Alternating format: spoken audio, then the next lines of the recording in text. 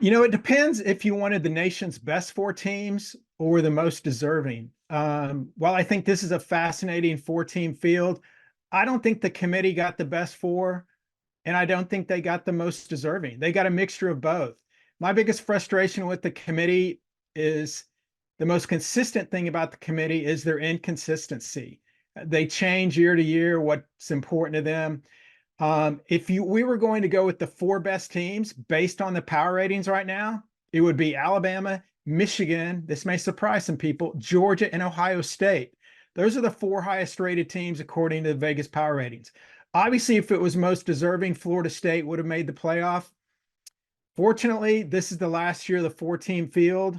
But I do agree with the committee that Florida State without quarterback Jordan Travis is not one of the four best teams. That sucks for Florida State because every year, the previous 9 years of the playoff, they would have got in.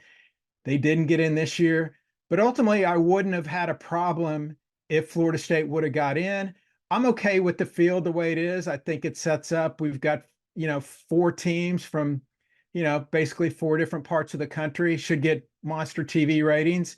But look, if Florida State goes undefeated, they can claim a national championship, just like UCF did a few years ago when they went undefeated. Yeah, absolutely. I mean, Nick Saban will bring up the fact Alabama is an underdog. I can literally hear him right now. Nobody believes in us. Nobody is giving us a chance. It's us against the world. Of course, Jim Harbaugh is going to be saying the same thing. But yeah, this is a rare role for Alabama. It's the first time Alabama has been an underdog to a non-SEC school since the 2018 Sugar Bowl against Clemson.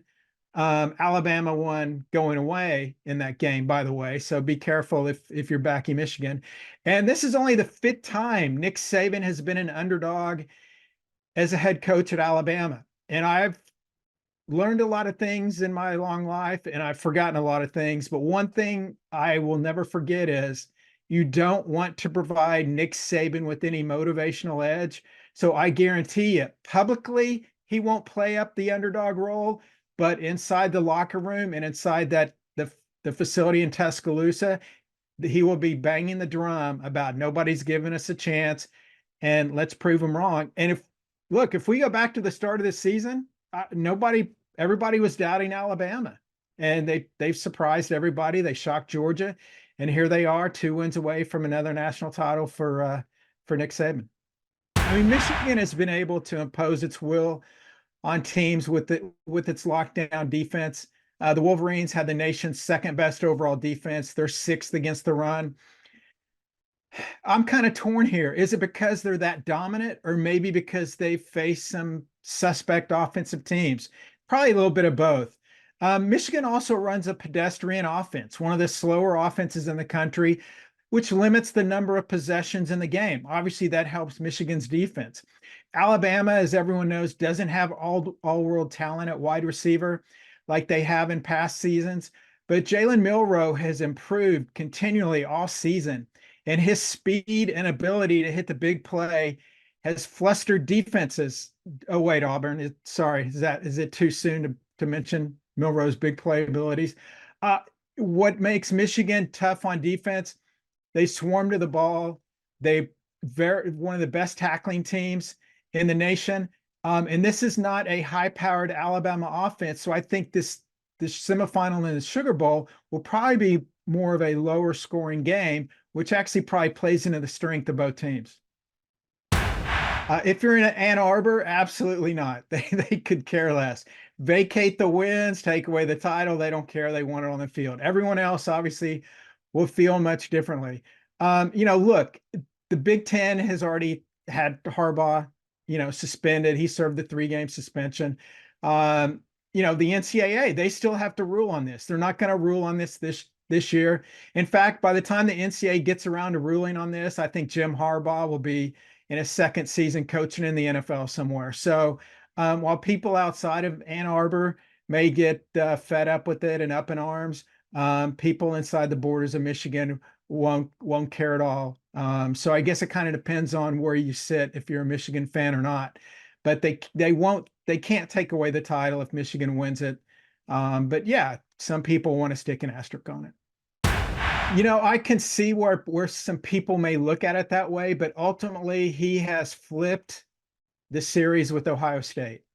And that's more important to Michigan people than probably winning the national title. If you gave them true serum, and believe me, I've tried kicking and screaming, they refuse to take it. But I think they would value beating Ohio State over winning a national title, because that's something they live 365 days a year. Certainly, Michigan in the playoff has not been very impressive. Will this finally be the year that they break through? They were, you know, they were outclassed by Georgia. They lost a TCU team that turned around and lost by 100 to Georgia. How disappointing that loss must have been. So yeah, this is a big playoff for Harbaugh. Um, I don't think it necessarily would be fair to call it a disappointment because he has the equity of those wins against Ohio State, especially because the way this series had gone with Ohio State until Michigan flipped the script on that the last 3 or 4 years. Yeah, I think it's pretty simple. I mean, for Washington to have any chance to win, Michael Penix must have his A plus game. I don't think that's the case for Quinn Ewers of Texas. I don't believe Texas is as reliant or dependent on Ewers as Washington is with Penix. I think Texas is more balanced. I think teams have given Washington problems. Yeah, they're undefeated, but I think people have kind of given a glimpse at their kryptonite if you can kind of play 8 back in coverage and kind of make Penix have to kind of methodically move the ball down the field. That gives Washington some issues. So if Penix is off his game, I don't think Washington stands a chance. If Ewers is off his game, I still think Texas can win this game. I think specifically what I would do if I'm Texas is rush only 3. You've got Devondre Sweat, clogging up the middle, arguably the best defensive lineman in the country, when he's not catching touchdown passes and doing Heisman poses in the Big 12 title game.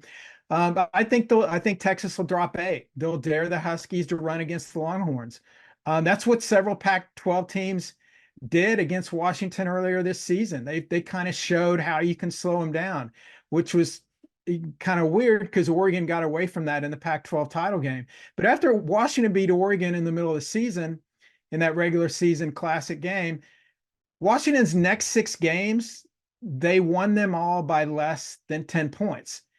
And they struggled against some teams and almost lost to some teams they had no business of even being in close games with. Stanford, Arizona State.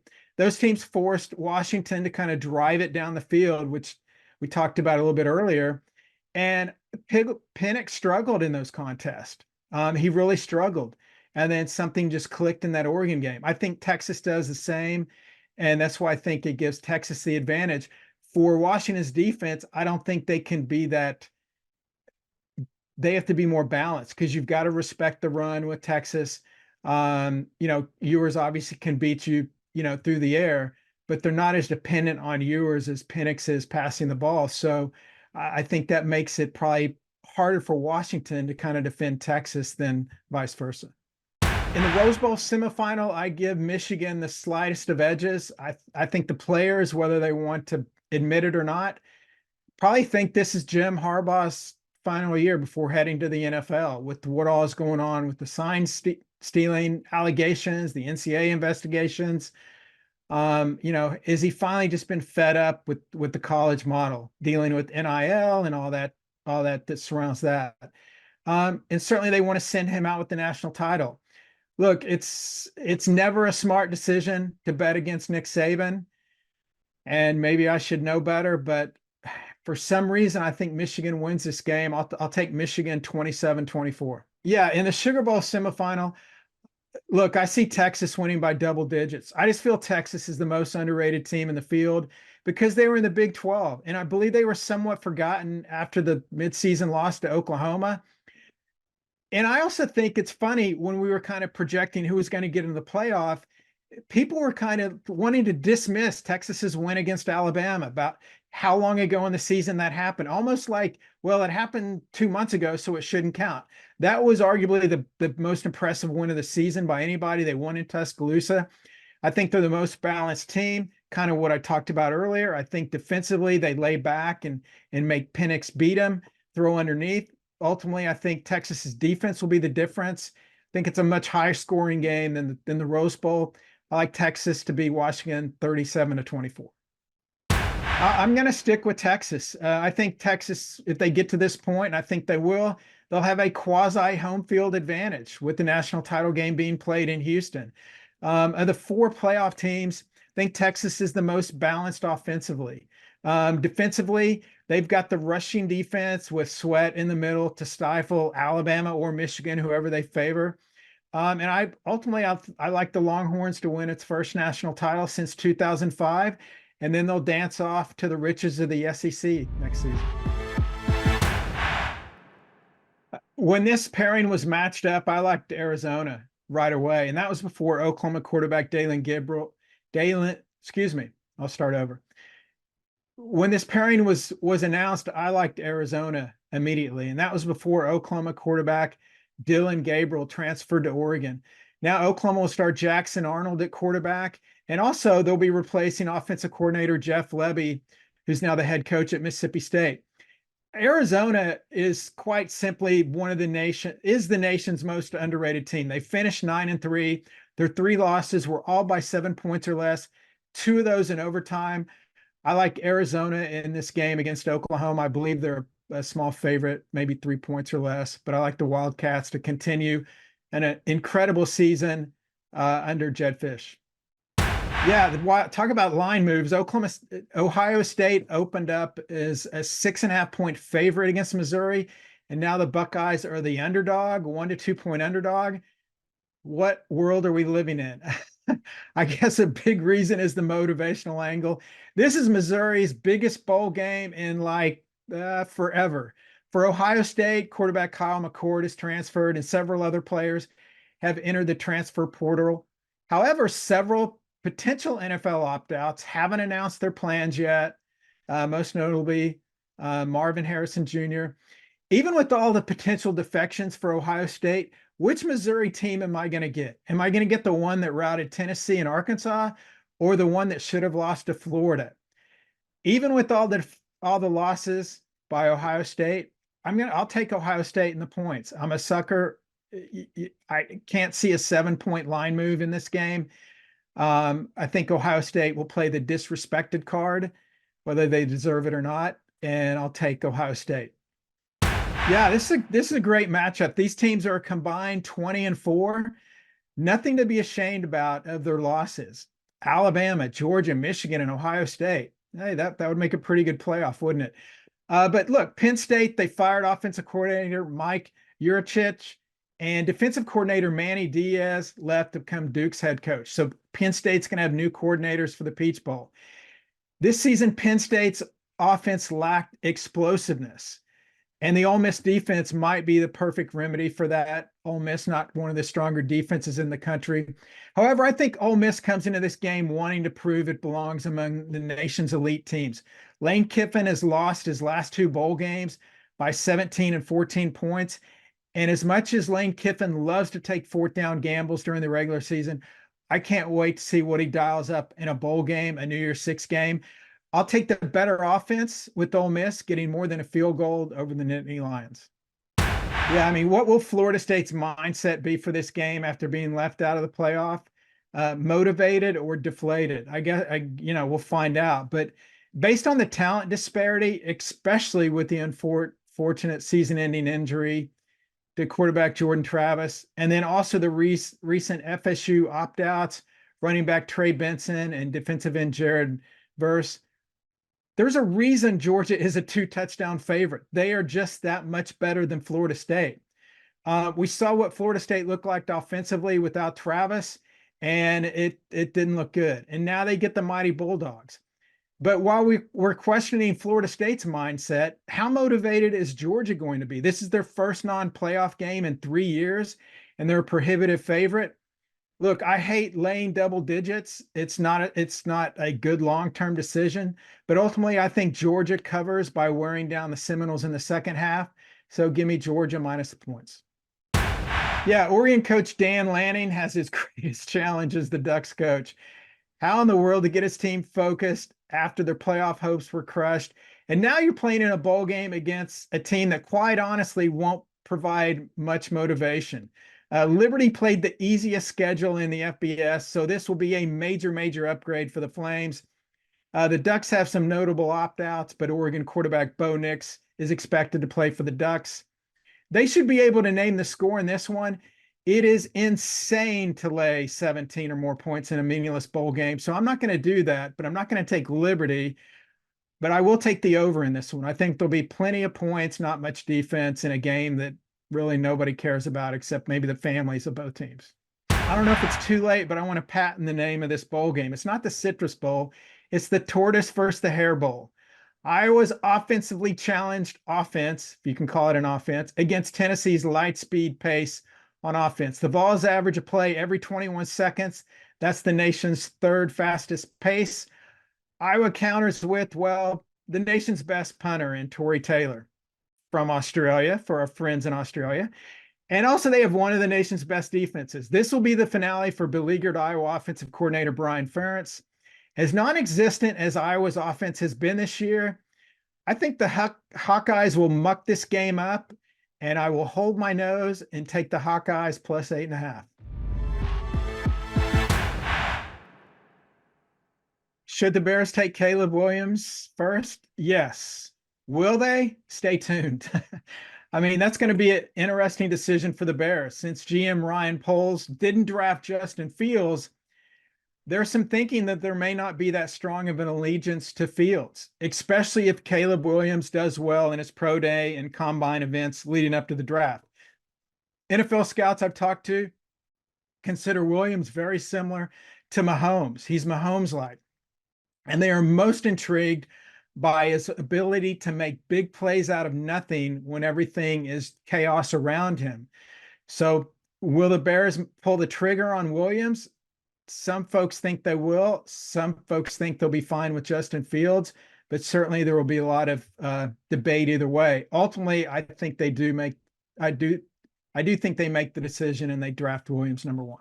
Absolutely. I mean, you look at what he's done. I mean, the Heisman winner last year, still monster numbers this year, but everybody forgot about him because USC lost so many games. It wasn't because of him. It's because their defense, was Swiss cheese. And I want to apologize to Swiss cheese for that comparison.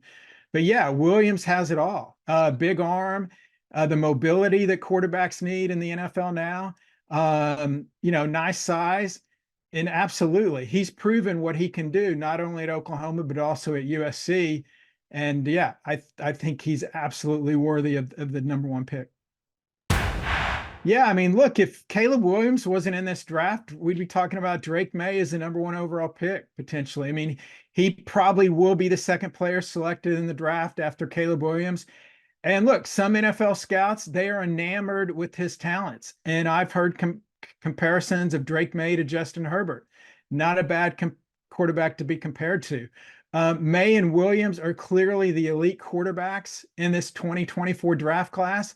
But then after those two, I think there's a big drop off. So certainly I expect those guys to go either one or two, or possibly in the top three, depending on what happens with Marvin Harrison. Right. Well, last year, 3 of the first 4 picks were quarterbacks. We're not going to see that this year. I think quarterbacks will go 2 of the top 3 picks, or the top 2 picks will be quarterbacks, and Caleb Williams and Drake May. But we could see 4 quarterbacks in the first 10 picks. After those two, I think LSU's Jaden Daniels, the Heisman winner, and Washington's Michael Penix could get drafted among the top 10 picks. So you'd have 4 quarterbacks in the top 10. After that, it's a pretty significant drop-off. Michigan's J.J. McCarthy and Oregon's Bo Nix could be targeted later in the first round, or they may even slide to the second round, depending on teams' needs. One NFL scout said, this is not a good year if you need a quarterback and you're not picking until late first round. So I think after those top 4, I think those other guys will slide late first round or maybe even to the second round. But certainly those top 4 will be top 10 picks and should be in the NFL for several years. In one word, yes. Only 3 wide receivers have been selected first overall in the NFL draft. USC's Keyshawn Johnson was the last one in 1996. He didn't do too bad. Three-time Pro Bowler, 11-year career. I think Harrison is in that caliber. I would go back to maybe Randy Moss, somebody that you could compare his talents to. And then I looked it up. Randy Moss was, I think, the 21st pick in the first round. What are the first 20 teams thinking? But anyway, about Marvin Harrison, the nation's only wide receiver to average over 18 yards a catch this year with at least 5 catches a game. He is a big time, big play wide receiver. And just think what he will be able to do with an elite quarterback. No offense to Kyle McCord. Some NFL scouts think the Bears, because of Harrison's talent, the Bears might decide that they're good with Justin Fields and select Marvin Harrison first overall. So I think that's something to keep your eye on when the draft gets closer. Is what will the Bears want to go Caleb Williams and replace Fields? Or do they think that Harrison is a once in a lifetime pick and you can't pass up on him and you pair him with Justin Fields? Yeah, and unless you're a hardcore ACC fan or a resident of Louisville, Kentucky, you may not have heard of Louisville wide receiver Jamari Thrash. He started his career at Georgia State, played there for 4 years before transferring to Louisville this year.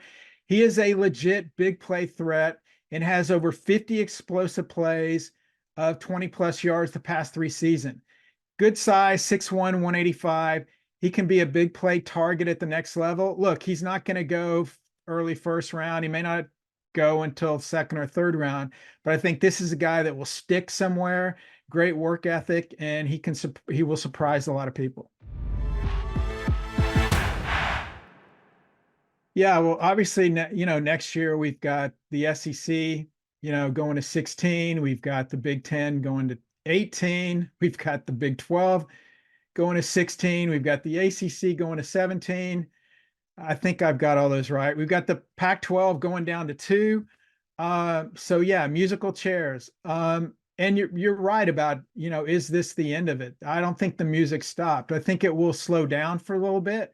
But I think ultimately the Big Ten's going to get even bigger. I think the teams in the ACC, why they added Stanford, Cal, and SMU, is because they know they're going to lose some teams. They know Florida State is not long for the ACC. They know Clemson is not long for the ACC. North Carolina and Virginia would be the top 2 targets if the SEC decides to go beyond 16. And I hate this for college football. I think it sucks. I hate that there's no Southwest Conference anymore. There's no WAC. But that's the way of the world. That's the way we're headed. I think something to keep your eye on when you're looking towards next year is if you're playing win totals. I think a lot of these teams in the mid-tier of these power conferences should have a lower win total because their schedule is going to get tougher. When you're adding an Oklahoma or Texas to the SEC, when you're adding USC, UCLA, Oregon, and Washington to the Big Ten, those teams are going to beat up on each other. So you're going to have a lot more teams it's going to look like the NFL. You're going to have a lot of teams hovering around 500, except for the top of each conference. So that's something to keep an eye on. And if you don't like the conference you're in, your favorite team's in, well, don't worry, just wait a few years because it'll probably change again. But as long as you're in the SEC and the Big Ten, that's the place to be because they are King Kong and Godzilla as far as the college football pecking order. I think the biggest change with the new 12-team playoff is that you'll have more teams in contention. I mean, going into the last month of the season, you'll have anywhere from 25 to 30 teams with a legitimate chance to get into the 12-team playoff. Now, I'm not saying if you're ranked 30th, you can get up to the top 12, but if you're ranked 30th, you're probably competing for your conference title, whether it's, in one of the smaller group of 5 conferences. And if you win that conference, you will go to the college football playoff. The downside of it, some people have brought up, and I agree with it, is, we had the Ohio State Michigan game. We had the Oregon Washington game. Those were basically winner advance to the college football playoff. Well, now the loser of those games will still get into the college football playoff. They just won't get a first round bye. So now you're going to be playing for a first round bye as opposed to whether you can get in or not. And then the thing I am most excited about is the first round of the playoffs in 2024 will be on campus sites. So that will be so electrifying. And I guarantee it, 2 seconds into the first game, we see a game on campus, you're going to see everybody on Twitter, and by everybody, I mean me, saying, why don't we play all of the playoff games on campus except for the national title game, rotate that around like the Super Bowl. But it will be fascinating. And then as soon as a top 4 team that got a bye into the quarterfinal round and loses that game at a bowl site, then their coach will complain about them not having a home field advantage. And then there'll be a push to put all the playoff games on campus, or at least I can only hope so. What have we talked about all season this year? This is how the 12-team playoff would have looked like next year. Like nobody's talking. Oh yeah, we're talking about the 14 playoff, but every major media outlet has done their graphic or the little Twitter tweet or their story about, well, if the 12-team playoff was in place this year, this is who would be in it. And look at all these matchups. Yeah, it'll be incredible. It'll be incredible TV, and that's what's most important to the college football playoff. Bean counters, because they're going to get monster ratings, and yeah, it'll be great. It will diminish the regular season somewhat. I'm not going to say it's going to kill it, but yeah, the playoff will be unbelievable.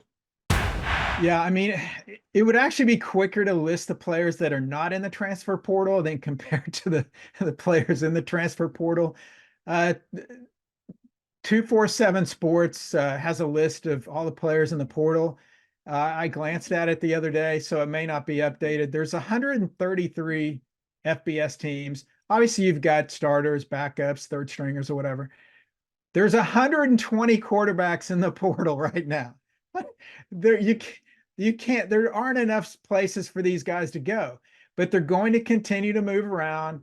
They're going to try to find a home. They want to go somewhere where they can play right away. I think that's 1A. 1B is to get the most lucrative NIL deal. But yeah, we're going to see continual movement of quarterbacks to these different teams, and it's like the NFL model, except the NFL model actually has rules. College model does not have rules. The payment to the players, I think they should be compensated. There's no restrictions to that. And to steal a line, an analogy I've probably used way too many times. It's college football right now is like the Wild Wild West, but I don't want to insult the Wild Wild West.